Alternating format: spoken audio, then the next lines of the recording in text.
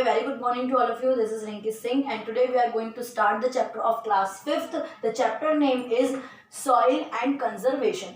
जैसे कि नाम से हमें समझ में आ रहा है कि सॉइल एंड कंजर्वेशन के अंदर हम सबसे पहले सॉइल यानी कि मिट्टी को बारे में जानेंगे, उसके बाद हम जानेंगे कि कंजर्वेशन यानी मिट्टी की सुरक्षा कैसे की जाए, उसको कैसे नुकसान से बचाया जाए। अगर मैं बात करूं the most important thing plant की, अगर मैं पौधे की बात करूं तो मिट्टी के बिना कोई पौधा नहीं है। अगर मिट्टी ही नहीं होगी तो पौधा ग्रोथ किस में करेगा। इसीलिए बिहाफ ऑफ दिस, इसलिए आपके लिए मिट्टी बहुत इंपॉर्टेंट होती है। जैसे कि आप सभी बच्चे जानते हैं, हम ऑनलाइन क्लास में कुछ फर्दर टॉपिक को ऑलरेडी कंप्लीट कर चुके थे, बट इस क्लास में हम स्टार्टिंग से टॉपिक्स को 1 बाय 1 कवर करेंगे, रिकॉलिंग करेंगे। आप एक तरह से जान सकते हैं। सबसे पहले अगर मैं इंट्रोडक्शन की बात करूं तो ये टॉपिक जो मैंने ऊपर टॉपिक लिखे हैं, ये सारे टॉपिक हम ऑनलाइन क्लास में कवर कर चुके थे। हमने क्या क्या पढ़ा था एक बार रिकॉलिंग कर लेते हैं। सबसे पहले हमने मिट्टी की परत को जाना था, ठीक है। मिट्टी किस प्रकार से बनती है ये हमने जाना था। रॉक पार्टिकल यानी कि जो रॉक होते हैं, चट्टान थे पुराने टाइम पे, जितने चट्टान हुआ करते थे, चट्टान के टूटने से क्या बनी, मिट्टी का फॉर्मेशन हुआ, ठीक है। फॉर्मेशन कैसे हुआ, मिट्टी का चट्टानों के टूटने से। अब चट्टान किस प्रकार से टूटी, डिफरेंट काइंड ऑफ वेदर का जब प्रभाव एक चट्टान पे पड़ता है और बड़ी ऊंचाई से जब चट्टान नीचे की ओर आती है, इसके टूटने से या अलग अलग मौसम के प्रभाव की वजह से चट्टान जब मजबूती उसकी कमजोर हो जाती है चट्टान, तो जाके एक मिट्टी का फॉर्मेशन होता है। हम सब ये चीज़ों को ऑलरेडी कवर कर चुके हैं, बट एक बार रिकॉलिंग के लिए मैं क्विकली वे में आप सभी को इस चीज़ को डिफाइन करूंगी। हमने पहले समझा था कि मिट्टी का फॉर्मेशन कैसे होता है, तो बहुत ही सिंपल लाइन में समझना है। रॉक पार्टिकल के टूटने से मिट्टी का फॉर्मेशन होता है। अब रॉक पार्टिकल कैसे टूटते हैं, अलग अलग मौसम के प्रभाव से रॉक पार्टिकल कमजोर हो जाते हैं और बड़ी ऊंचाई से नीचे की ओर आने पर वो चकनाचूर या कहें मड या मिट्टी बन जाते हैं, ठीक है। हम ये चीज़ों को क्लियर कर चुके थे। अब हम बात करें कि मिट्टी की कितनी लेयर होती है, तो आप सभी जानते हैं। वैसे तो आप फर्दर क्लास में जब आगे वाली क्लास में जाएंगे, 7th में जाएंगे, तब आप मिट्टी की डिटेलिंग के बारे में जानेंगे, but according to your class मिट्टी की 3 लेयर बताई गई है। फर्स्ट लेयर को आप टॉप सॉइल लेयर बोलते हैं। देखिए एक थोड़ा सा क्विकली वे में रिविजन कर लेते हैं। First layer is called top soil layer, तो इसको क्या बोलते हैं, टॉप सॉइल लेयर, ठीक है। टॉप सॉइल लेयर कहा जाता है। अगर हम बात करें कि बीच की लेयर को क्या बोलते हैं और सबसे नीचे वाली लेयर को क्या बोलते हैं, तो सबसे नीचे वाली लेयर को पहले बोलते हैं बेड रॉक, क्या बोलते हैं, बेड रॉक, और बीच वाली लेयर को बोलते हैं सब सॉइल लेयर, क्या कहते हैं, सब सॉइल लेयर। तो ये हमने 3 लेयर पहले ही जान चुके थे। तीनों लेयर के अंदर कितने पार्टिकल्स मौजूद होते हैं, किस प्रकार की उसकी कैपेबिलिटी होती है, मिट्टी कैसी होती है, ये भी हम कवर कर चुके थे। एक बार और क्विकली वे में रिवीजन कर लेते हैं। पहली लेयर ग्रोथिंग वाली लेयर होती है, उसमें फर्टिलाइजर या आप कहें उर्वरकता अधिक होती है, क्योंकि वही लेयर है जिसमें आप एक पौधे को उर्वर करवाते हैं, एक पौधा उगता है। टॉप सॉइल लेयर में पौधा को उगाया जाता है। उसके बाद की लेयर जो सब सॉइल लेयर होती है, उसमें मिट्टी के कण जो है या आप कहें पत्थर या रॉक जो है वो थोड़े मोटे मोटे हो जाते हैं, बड़े बड़े होते हैं, और बेड रॉक में ज़्यादा से ज़्यादा चट्टानें ही नज़र आती हैं। ये हम पहले ही कवर कर चुके थे, ठीक है। अब हमने मिट्टी की लेयर को जान लिया, हमने जान लिया कि मिट्टी किस प्रकार से बनती है। उसके बाद हमने जाना था कि मिट्टी का नुकसान, अगर हमें मिट्टी की सुरक्षा करनी है, कंजर्वेशन करना है, तो पहले हमें जानना पड़ेगा कि मिट्टी का नुकसान किस तरीके से होता है, किस किस वजह से मिट्टी का नुकसान होता है। तो मिट्टी के नुकसान के कौन कौन से तरीके हम पढ़ चुके थे। हमने जाना था विंड के द्वारा, हवा के द्वारा मिट्टी का नुकसान होता है, रेन के द्वारा मिट्टी का नुकसान होता है, और आप कहें ह्यूमन एक्टिविटी की वजह से मिट्टी का नुकसान होता है। इन सभी टॉपिक को हमने डिटेलिंग में जाना था। एक बार और थोड़ी सी रिकॉलिंग कर लेते हैं किस तरह से। अगर मैं बात करूं, आपने आंधी और तूफान तो अक्सर देखा ही होगा, ठीक, कभी ना कभी आंधी तूफान का सामना किया होगा। आंधी तूफान में सबसे ज्यादा जो उड़ रही होती है वो क्या होती है, मिट्टी। तो जब आंधी या तूफान आता है, इसके बिहाफ पे हमने एक्टिविटी भी करी थी, अगर आप सभी को याद हो तो विंड यानी कि तेज हवा चलने से ऊपर की जो लेयर होती है टॉप सॉइल लेयर, अब हवा चल रही है बेटा, तो ऐसा तो नहीं है कि नीचे वाली लेयर निकल के आएगी। ऊपर जो लेयर मौजूद है टॉप सॉइल लेयर, उसी में से हवा जो बहाव है या आप कहें टॉप सोइल लेयर में से ही जितनी मिट्टी होगी वो हवा उसको बहा के ले जाएगा। ठीक है, तो मिट्टी का नुकसान हवा के द्वारा हो जाता है। जब तेज हवा चलती है तो ऊपर वाली लेयर जो है वो हवा की वजह से उसका नुकसान हो जाता है, उड़ के अपने साथ ले जाता है। ठीक है, या हम कहें रेन के वजह से, बरसात के दौरान भी, यानी बरसात जब तेज बरसात होती है तो आपने देखा है कीचड़ कितने हो जाते हैं, मतलब सराउंडिंग आपके ज़्यादातर कीचड़ नजर आता है, तो इसमें मिट्टी का नुकसान होता है। इसके भी यहाँ पे हमने एक्टिविटी भी करी थी। एक्टिविटी में हमने क्या किया था, एक टिला बनाया था मिट्टी का। क्या किया था, एक टिला मिट्टी का बनाया था। ये मिट्टी का टिला है। एक बच्चा था, वो बच्चा इसमें पानी डाल रहा है पाइप से, तो पाइप से वो पानी डाल रहा है, बहाव तेज आ रहा है पाइप का, तो ये मिट्टी का टिला जो है वो बहते बहते बहते बहते वो बचा ही नहीं मिट्टी का टिला। तो इससे क्या समझ में आता है, जब तेज बरसात होती है तो वो मिट्टी को बहा के ले जाती है। ठीक है, तो मिट्टी का नुकसान ह्यूमन एक्टिविटी की वजह से मिट्टी का नुकसान कैसे होता है, ह्यूमन एक्टिविटी की वजह से किस तरीके से होता है, जब इंसान कमर्शियली वे में कई तरह से पेड़ों को काटने का काम करते हैं, मतलब हम अपनी ज़रूरतों को पूरा करने के लिए कई प्रकार से पेड़ों को काटते हैं। अब पेड़ों को काटने के वजह से जो ऊपर की जो लेयर है जहाँ पे पेड़ मौजूद थे वो तो कट गए। अब वो क्या हो गई, ज़मीन समतल हो गई, तो हवा और पानी के वजह से वो टॉप सोइल लेयर आपकी बर्बाद हो सकती है।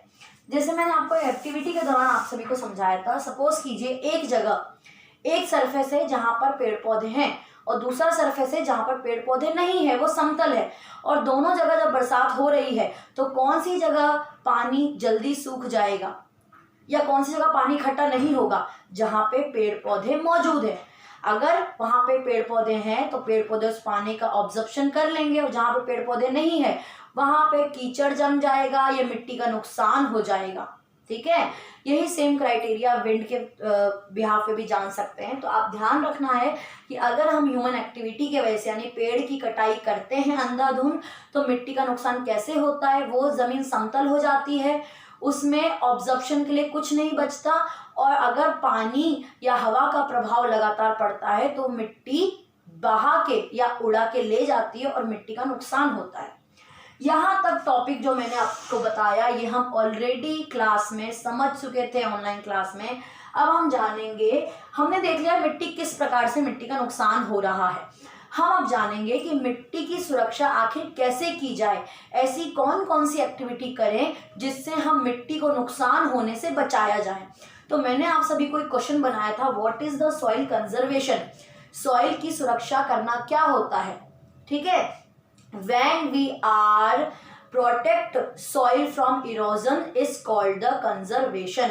जब हम मिट्टी को नुकसान होने से बचाते हैं उसी को सॉइल कंजर्वेशन कहा जाता है। जब हम मिट्टी को नुकसान होने से बचाते हैं उसी को सॉइल कंजर्वेशन यानी कि मिट्टी की सुरक्षा कही जाती है। अब अगर हम बात करें कि हम कौन कौन से मेथड के द्वारा मिट्टी के नुकसान से रोक सकते हैं, तो पहला है बाय ग्रोइंग ग्रास। आप ज़्यादा से ज़्यादा घास उगाकर, ठीक है, अब क्या होता है आपको कई बार कितनी एक्टिविटी मिलती है स्कूल की तरफ से भी, और कितना मतलब आप सभी को बार बार कहा जाता है प्लांट लगाइए प्लांट लगाइए प्लांट लगाइए, कहाँ लगाएं प्लांट। तो आप जैसे आप पौधे तो नहीं लगाते हैं, या पौधा लगाना बहुत अच्छी बात है, लेकिन जहाँ पर पौधे नहीं है वहाँ ग्रास जो है यानी जो घास फूस होती है वो उगने देना चाहिए, उससे एक उपजाऊपन बना रहता है मिट्टी का। तो ग्रास लगाने से मिट्टी के नुकसान को बचाया जा सकता है। ठीक है, देखिए एक सा एग्जांपल हम क्या ले सकते हैं, सपोज कीजिए यहाँ पर घास फूस है, बहुत अच्छी खासी घास है, इस फील्ड में 2 फील्ड है और यहाँ पर सिर्फ मिट्टी है। ठीक है, तो हवा या पानी, चलो पहले बरसात का लेते हैं, अगर पानी आएगी बरसात होगा तो क्या होगा बेटा, यहाँ पर जहाँ पर घास है वो घास पानी को सोख लेगा, है ना, और जहां पर घास नहीं है वहां पे कीचड़ इकट्ठा हो जाएगा या वो मिट्टी को बहा के ले जाएगा, तेज बरसात होगी। ठीक है, अब वहीं हम विंड का एग्जांपल ले लेते हैं, हवा का। सपोज कीजिए यहाँ से तेज हवा आ रही है तो इसको तो कुछ नुकसान नहीं होगा इस फील्ड को, क्योंकि इस फील्ड में क्या है, ग्रास है। ठीक है, घास फूस लगे हुए हैं। इस फील्ड में सिर्फ मिट्टी है, तो जहां पर सिर्फ मिट्टी होगी वो हवा का बहाव उस मिट्टी को बहा के ले जाएगा। ठीक है, टॉप सॉइल लेयर को। तो इससे ध्यान रखना है कि हम मिट्टी के नुकसान को कैसे कैसे बचा सकते हैं। पहला तो ग्रास के द्वारा यानी कि ग्रोइंग ग्रास, घास उगाकर।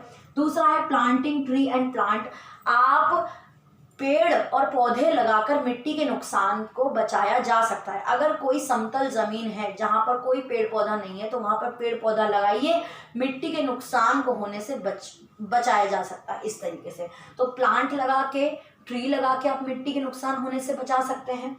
आप ग्रास लगा के मिट्टी के नुकसान होने से बचा सकते हैं। इसके बिहाफ पर एक एक्टिविटी भी आपकी बुक में अवेलेबल है, ठीक है, जिसमें क्या है, दो आपने कंटेनर लिए हैं, एक कंटेनर में आपने ग्रास उगाया है, एक कंटेनर में सिर्फ मिट्टी है, और दोनों में आप पानी डाल रहे हैं। जैसे मैंने एग्जांपल लिया है ना, सेम उसी तरीके का एग्जांपल है। आप इसको भी समझ सकते हो, एक्टिविटी को भी समझ सकते हो। तो आप पानी जब डालेंगे दोनों कंटेनर में, तो ग्रास वाले कंटेनर में पानी सोख लेगा, जहाँ पे ग्रास है, जहाँ पे घास फूस है वो सोख लेगा, जहाँ पे मिट्टी है वो पानी को सोख नहीं पाएगा और वो पानी मिट्टी को बहा के ले जाएगी, ठीक है। तो आपको पेड़ पौधे, घास, ये सारी चीजें मिट्टी में ग्रोइंग रखनी चाहिए, ग्रोथ होती रहनी चाहिए मिट्टी की, ताकि मिट्टी का नुकसान ना हो सके। अवॉइड ओवर ग्रेसिंग हम कई बार देखते हैं जब हम ग्रेजिंग करवाते हैं, दैट मीन्स चरवाहे जो होते हैं, चरवाहे जो भैंस या गाय या बकरी, ये सारी चीजें जो पालते हैं, जानवर जो पालते हैं, वो क्या करते हैं, अपने पशु को चराने के लिए लेकर जाते हैं, यानी कि ग्रेसिंग करवाने के लिए लेकर जाते हैं, घास फूस खिलाने के लिए लेकर जाते हैं। लेकिन अगर आप ओवर ग्रेसिंग करवाएंगे, यानी कि आप सपोज कीजिए आपके पास एक फील्ड है या आपका एक खेत है या एक जगह है जहां आप डेली, यहाँ पर अच्छी खासी घास उगती है, यहाँ पर अच्छी खासी घास उगती है, और सपोज कीजिए मैंने एक गॉट या बकरी वगैरह पाल रखी है और मैं डेली इसी फील्ड में उस बकरी को चराने यानी कि ग्रेसिंग करवाने के लिए लेकर जाती हूँ। अगर आप एक ही फील्ड में लगातार लंबे समय तक ग्रेसिंग करवाते रहेंगे, ओवर ग्रेसिंग करवाते रहेंगे, तो टॉप सॉइल लेयर खोखली हो जाएगी। इन द सेंस क्या है, मतलब उसमें ग्रास बचेगा ही नहीं, और ग्रास नहीं बचेगा तो आप क्या समझ सकते हैं, वो टॉप सॉइल लेयर बर्बाद हो जाएगी। तो लंबे समय तक एक ही जगह पर ग्रेसिंग या ओवर ग्रेसिंग नहीं करवाना चाहिए। ये हमने ओवर ग्रेसिंग पढ़ लिया, मतलब चराना नहीं चाहिए। कोई भी पशु आप पाल रहे हैं, ढेरों पशु पाले जाते हैं, तो उन पशु को एक ही जगह पर लंबे समय तक ओवर ग्रेसिंग ना करवाएं, उससे मिट्टी को नुकसान होगा। अब हम बात करते हैं मेकिंग बंड्स। अब बंड्स कैसे होता है, बंड्स एक वन काइंड ऑफ बांध कहा जाता है इसको हिंदी में। अब क्या होता है, आप अगर मिट्टी के टिले बनाएं या मिट्टी मड का एक कहें बाउंड्री बनाएं, तो उस तरीके से भी मिट्टी के नुकसान से बचाया जा सकता है। जैसे सपोज कीजिए आपका एक पर्टिकुलर फील्ड है, अब ये इतना बड़ी जगह है, इतनी बड़ी आपकी जगह है। अब आप अगर उसके कॉर्नर में, अगर मैं यहाँ पर मिट्टी का टिला बना देती हूँ, ठीक है, यहाँ पर मैं मिट्टी का टिला बना देती हूँ, तो 4 हिस्सों में बट जाएगा, और मिट्टी के टिले बांध नुमा बनाने से मिट्टी का नुकसान होने से बचा जा सकता है। एक प्रकार की बाउंड्रीज बनी जा सकती है। इसके साथ आपका ये वाला टॉपिक कंप्लीट होता है। बहुत ही छोटा सा टॉपिक आपका बचा है, जो कि आपके ऑनलाइन क्लास में कंप्लीट करवा दिया जाएगा। आई होप आपको ये वीडियो पसंद आई होगी, समझ में आई होगी। अगर पसंद आई है, समझ में आई है, तो लाइक करें, सब्सक्राइब करें एंड शेयर करें। Have a good